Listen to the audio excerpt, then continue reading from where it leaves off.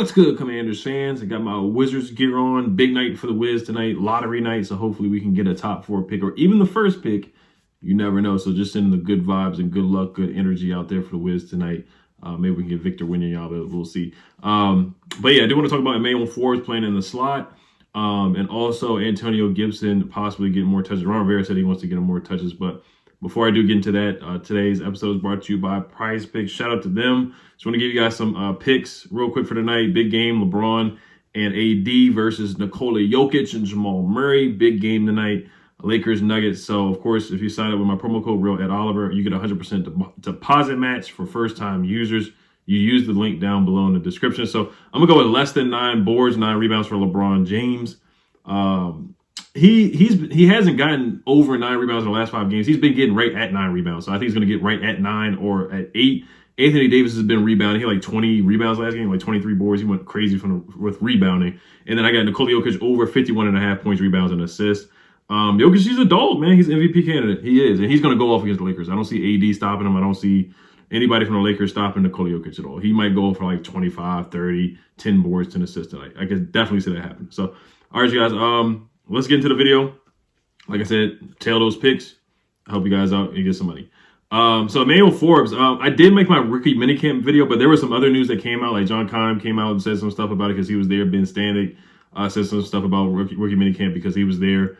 They said Emmanuel Forbes played in the slot, and I didn't see that when I made my video or hear about that. Now, I would take it with a grain of salt. Of course, you got to take everything with a grain of salt, or just not put too much stock into anything at this point because it's just rookie minicamp. You're playing against Tim DeMorat.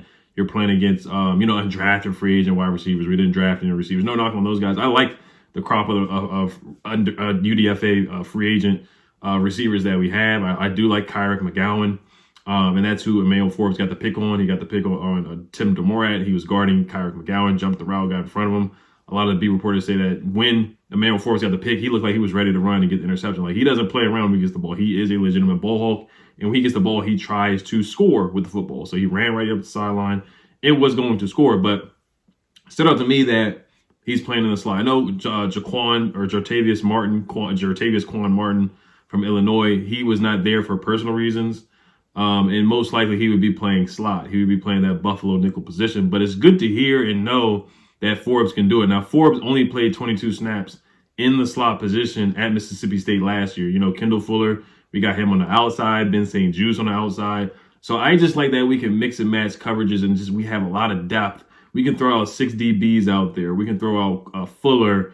We can throw out Curl, Forrest, all these guys out there at the same time on third down. If you want to go that dime look, just having 6 DBs. And Jack Del Rio can throw some exotic packages out there. So I'm just intrigued by it. I think Emmanuel Forbes, because when I made my draft video, when they drafted him, I was like, I feel like he's going to play slot because, you know, he's a quick guy, has that foot speed, and we don't really have a slot corner. I know Quan Martin is really brought in to do it. When they cut Bobby McCain, I think their plan was to draft Quan Martin and have him play that slot position that they had Bobby McCain doing last year. And I think even on third down situations, 3rd and 9, 4th and 9, against the Giants when we gave that big 4th and 9, I think we have a guy like Emmanuel Forbes in there checking Richie James or Isaiah Hodgins. I don't think that happens just because of the foot speed that Emmanuel Forbes has. And a lot of people saying, you know, they should think about cutting or releasing Kendall Fuller. I highly disagree with that.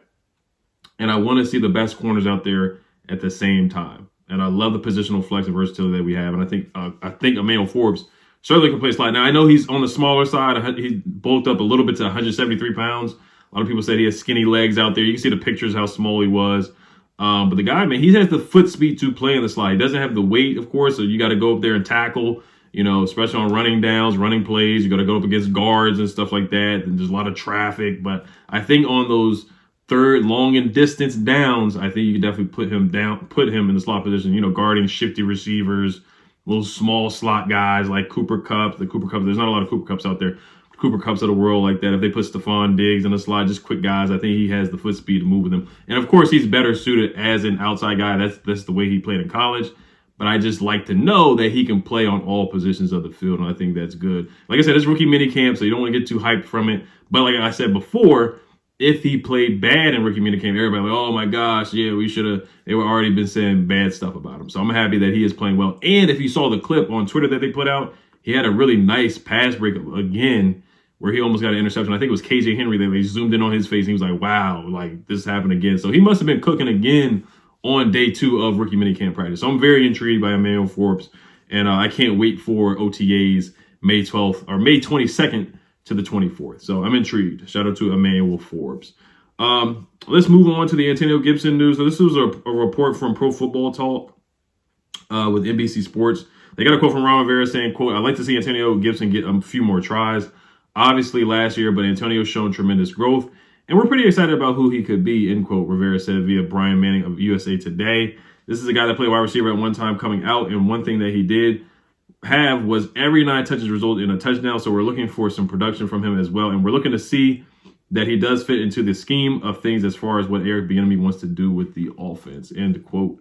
All right, so I mean, I think the growth is showing. I think Ron Rivera, I think he's talking about the vision, of course, and the fumbling. That's what I get when he's talking about the growth, because he had 6 fumbles last year. He only had 1. He had 6 fumbles 2 years ago in the 2021 season, and then he only had 1 fumble last year. Now, he should have got more carries, in my opinion. I do think he should have got more touches.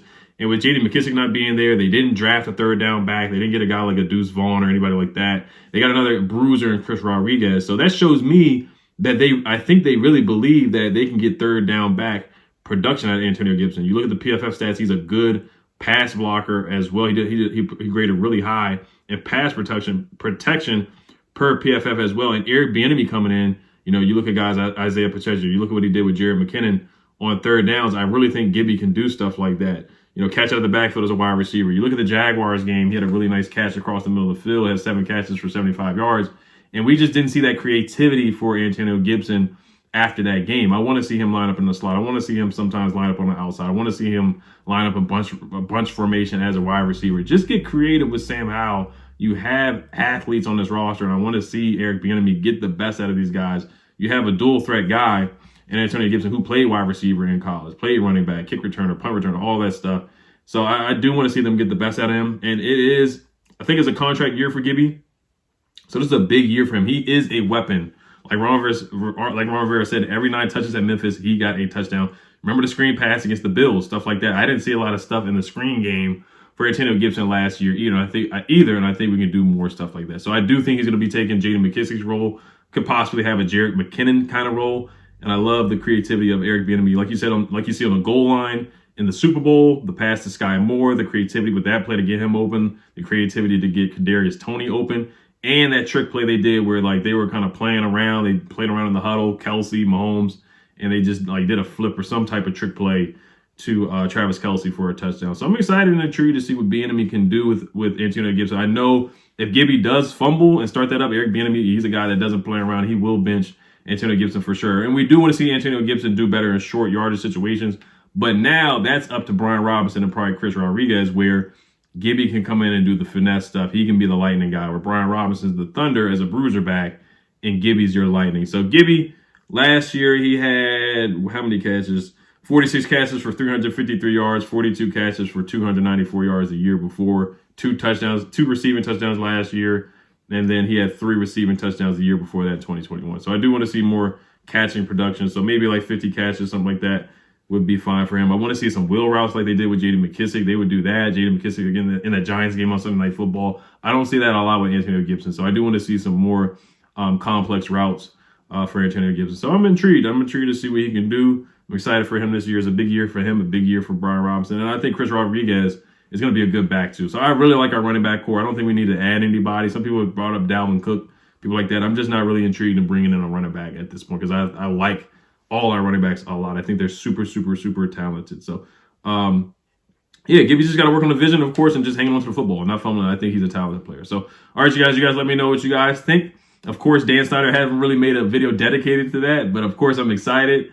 I'm super happy about that. I'm not going to celebrate how RG3 did, kind of with that phony thing he was doing, but I'm excited, of course. I think the Nationals, they're doing some type of like celebration, changing the ownership party or something like that, but it's about time Dan Snyder's going. The phony ticket sales, the financial improprieties, the sexual misconduct, all kinds of stuff. Just having a lawsuit every day, hearing about that. So it's about time we have a real owner in there, Josh Harris and Magic Johnson. So, all right, guys, you guys let me know what you guys think. Hail to Commanders. Peace.